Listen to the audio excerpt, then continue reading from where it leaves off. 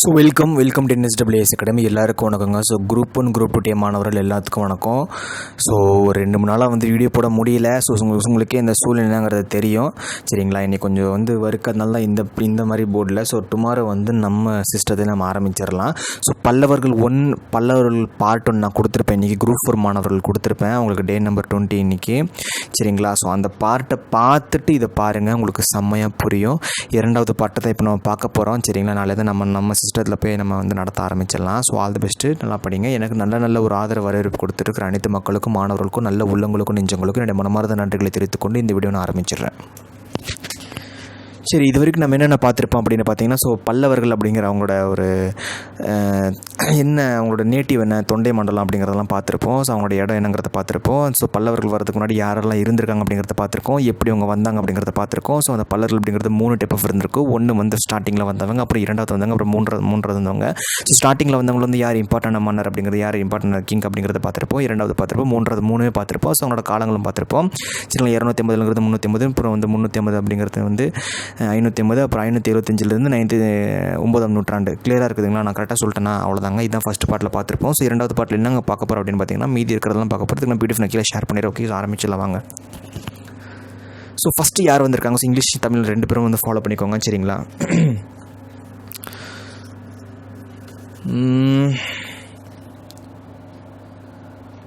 So இந்த யாரெல்லாம் வந்தாங்க அப்படிங்கிறத நான் ஃபஸ்ட்டு சொல்லிடுறவா இல்லைனா சரிங்க. ஸோ ஃபஸ்ட்டு யார் வந்திருக்காங்க அப்படின்னு பார்த்தீங்கன்னா, ஸோ சிம்ம விஷ்ணு தான். ஸோ இங்கிலீஷ் எழுதிக்கோங்க.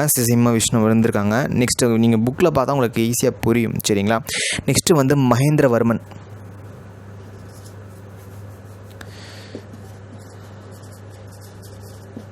சரி, எனக்கு இங்கிலீஷில் எழுதுறது தான் கொஞ்சம் ஃபாஸ்ட்டாக இருக்கும். ஏன்னா எழுதுறதுக்கே எனக்கு நேரம் அதனால தான் இங்கிலீஷில் எழுதுறேன். இங்கிலீஷ்லாம் டக்குன்னு எழுதிடுவேன் நான். ஸோ மகேந்திரவர்மன் 1 சரிங்களா. அதுக்கு அடுத்தது பார்த்தீங்கன்னா, ஸோ நரசிம்மவர்மன் வரும். அவங்க வருவாங்க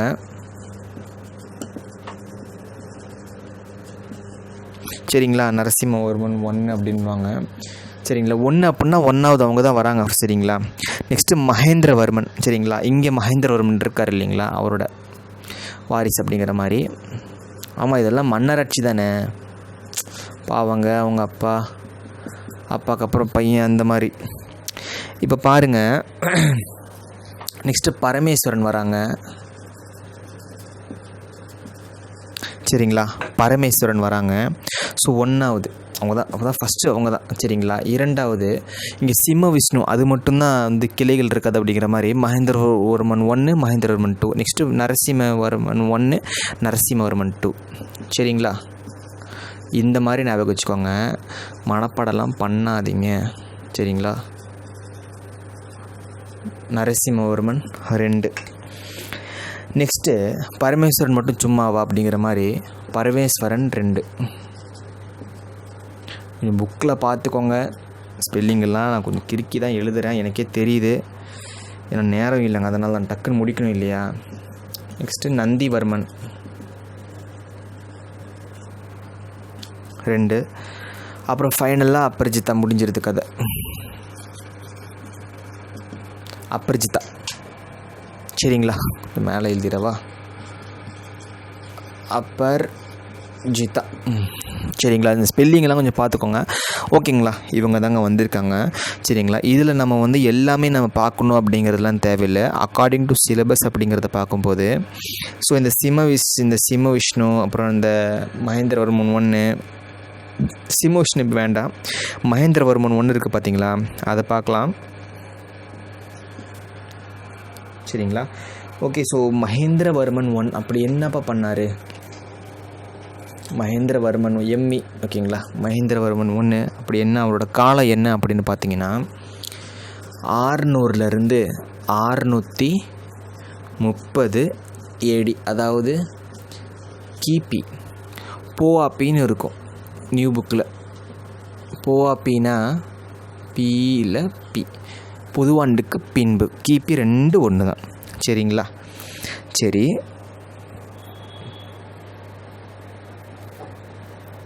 ஸோ இப்போ என்ன நடக்குது அப்படின்னா, பல்லவர்களுக்கும் சாளுக்கியாக்களுக்கும் போர் நடக்க போகுது ஸோ பி ஃபார் பல்லவர். கொஞ்சம் நிதானமாக கவனிங்க, அப்போ தான் புரியும். இல்லை எழுதிடவா? சரி. பல்லவாக்கும் சாளுக்கியா. பல்லவர்கள் மாதிரி சாளுக்கியர்கள் அப்படிங்கிறவங்க வந்து ஒரு குரூப்பு. சரிங்களா? சரி. இப்போது பல்லவர்களில் யார் இறங்குறாங்கன்னா, ஃபஸ்ட்டு சீமோஷ்ணுக்கு அப்புறம் இவர் தானே. அப்போ மகேந்திரவர்மன் ஒன்று தான், இவர் தான். இதுக்கப்புறம் இவங்கெல்லாம் இவரோட வாரிசு தானே. அப்படிங்கிறப்போ பல்லவர் பொறுத்தவரை மகேந்திரவர்மன் ஒன்று இறங்குறாரு, போருக்கு இறங்குறாரு. விசஸ் சாளுக்கியர்களில் யார் இறங்குறாங்க அப்படின்னு பார்த்தீங்கன்னா புலிகேசி, நம்ம வடிவேல் மாதிரி. சரிங்களா? ஜஸ்ட்டு எடுத்துக்காட்டுன்னு சொல்கிறது ஞாபகம் வச்சுக்கோங்க. சாளுக்கியர்கள், புலிகேசி. ஓகேங்க. இதில் என்ன நடக்கும் அப்படின்னா, இந்த போரில் யார் வின் பண்ணுவாங்க? உங்கள் கெஸ் சொல்லுங்கள் பார்க்கலாம். மகேந்திரவர்மன் தான் நிறைய பேர் சொல்லுவாங்க. ஆனால் இதில் ட்விஸ்ட்டே என்ன அப்படின்னு பார்த்தீங்கன்னா, புலிகேசி தான் வின் பண்ணுவார். சரிங்களா? புலிகேசி தான் வந்து வின் பண்ணுவார். ரைட். ஆனால் ஃபஸ்ட்டு வந்து புலிகேசி வின் பண்ணிடுறாரு. ஆனால் மகேந்திரவர்மன் அந்த இடத்த வந்து கைப்பற்றுறாங்க. அப்புறம் திரும்பி என்ன பண்ணுறாங்கன்னா, மகேந்திரவர்மன் திரும்பி வின் பண்ணுறாரு. ஸோ மகேந்திரவர்மன் ஃபஸ்ட்டு வந்து முடியலை. ஆனால் இரண்டாவது தடவை மகேந்திரவர்மன் என்ன பண்ணுறாருன்னா வின் பண்ணிடுறாரு. ஆனால் வின் பண்ணின உடனேயும் ஆனால் அந்த இடத்த வந்து திரும்பி வந்து அவரால் வந்து எடுக்க முடியலை, திரும்பி பெற முடியலை, அவரால் வந்து பெற முடியலை, இயலலை. சரிங்களா? இதுதான் விஷயம். சரி. இந்த மகேந்திரவர்மன் பொறுத்தவரை இவர் ஆக்சுவலாக வந்து ஜெயினிசம் தான். சரிங்களா? ஜெயினிசத்தை வந்து தான் வந்து ஃபாலோ பண்ணிருக்காரு. இந்த ஜெயினிசத்துலேருந்து JSW அப்படிங்கிற மாதிரி, JSW ஸ்டீல் தெரியும் இல்லையா, அந்த மாதிரி. ஸோ ஜேலேருந்து எஸ்ஸுக்கு வந்து, அதாவது சைவிசம் வந்துடுறாரு. சரிங்களா? சைவம் அதை வந்து ஃபாலோ பண்ணுறாரு. ஏன்னா நம்ம வந்து ஒரு மதத்துலேருந்து இன்னொரு இதுக்கு ஃபாலோ பண்ணுறாங்க அப்படின்னா யாராச்சும் நமக்கு சொல்லியிருப்பாங்க இல்லையா. அது யாருன்னா அப்பர். அப்போவே சொல்லியிருக்காரு, நம்ம அப்பர் அப்படிங்கிற மாதிரி அப்பர் சொல்லியிருக்காரு. அதனால் அவர் மாறிட்டார். கிளியரா? சரி. இவர் மகேந்திரவர்மன் அப்படிங்கிறவர் குகை கோயில்கள் அப்படிங்கிறத கேவ் டெம்பிள் சொல்கிறாங்க பார்த்தீங்களா, அதில் ஸ்பெஷலிஸ்ட். நிறைய கட்டி விட்டார். எங்கப்பா அப்படின்னு கேட்கலாம் இல்லையா.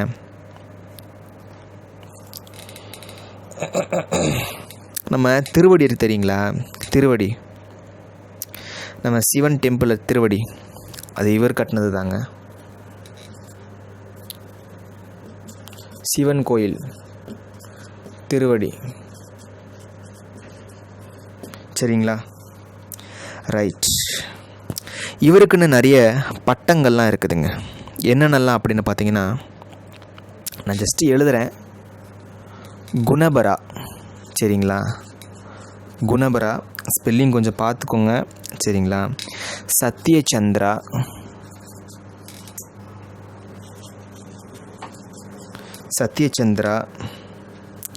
அப்புறம் சேட்டக்காரி அப்படின்னா கோயில்களை கட்டுறது. சரிங்களா? நல்ல ஒரு சிறந்த கோயில்களை கட்டியிருக்கிற அப்படிங்கிற மாதிரி டெம்பிள் கோயில்களை கட்டுறது தான் சேட்டக்காரி அப்படின்னு சொல்கிறாங்க. நெக்ஸ்ட்டு சித்திரக்கார புலி அப்படின்வாங்க. சரிங்களா? சித்திரக்கார புலி.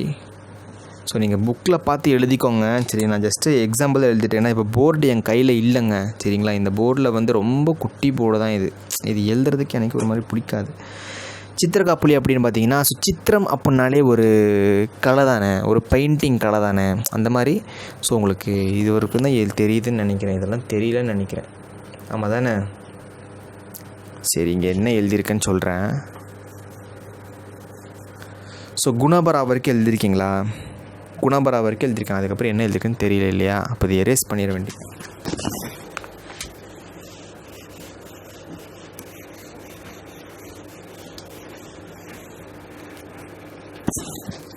சரி.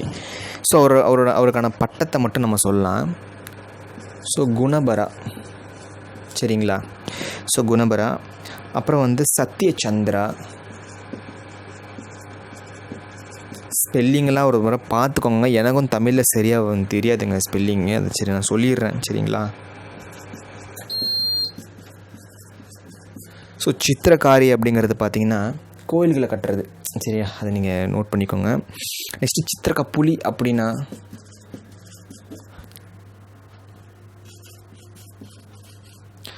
பெயிண்டிங்னா, சரிங்களா? அதாவது இந்த வண்ணங்கள் இதில் பெயிண்டிங்கில் வந்து நிறைய ஒரு ஆர்வம் அது எல்லாமே, சரிங்களா? நெக்ஸ்ட்டு விசித்திர சிட்டா.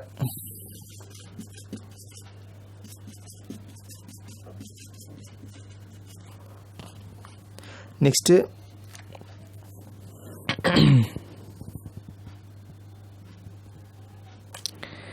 ஸோ மட்ட விலாசா அப்படின்னு சொல்லுவாங்க, சரிங்களா? மட்ட விலாசா இதெல்லாம் நீங்கள் பார்த்துட்டு புக்கில் படிச்சிங்கன்னா ஈஸியாக புரியுங்க, சரிங்களா? அதுதான், வேறு ஒன்றும் இல்லை. நாளை இப்போது ஒன்று ஒன்றா வந்து செதுக்கிற மாதிரி எழுத முடியல நாளைனா, நேரமும் ரொம்ப இழுத்துடக்கூடாது இல்லையா? அதே சமயம் உங்களுக்கு வந்து கண்டென்ட்டும் கொடுத்துடணும். எப்பா ஒரே நிமிஷங்க, ஏசி மட்டும் போட்டுறேன்.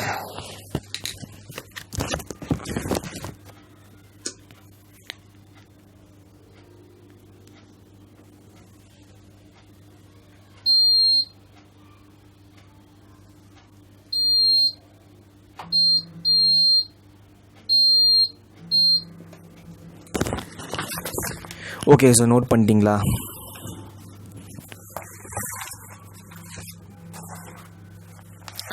ஸோ இவர் கேவுட் அதாவது வந்து இந்த குகை கோயிலெலாம் கட்டியிருக்கிறேன்னு சொன்னார் இல்லையா? எங்கெங்கெல்லாம் கட்டியிருக்காங்க அப்படின்னு பார்த்தீங்கன்னா, வல்லம், ஸோ வல்லத்தில் வந்து கட்டியிருக்காரு.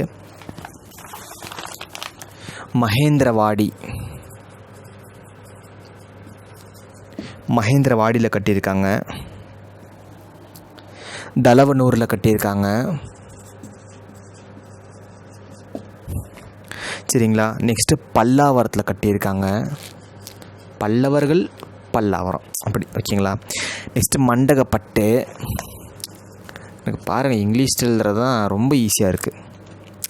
அப்புறம் நம்ம திருச்சிராப்பள்ளி, சரிங்களா? காப்பி பண்ணிட்டீங்களா?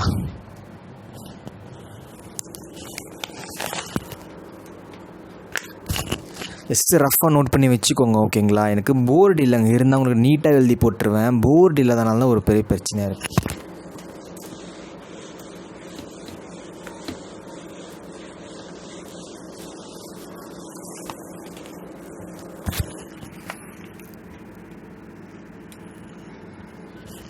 ஸோ மீதியெல்லாம் நம்ம போர்ட்லேயே பார்க்கலாமா?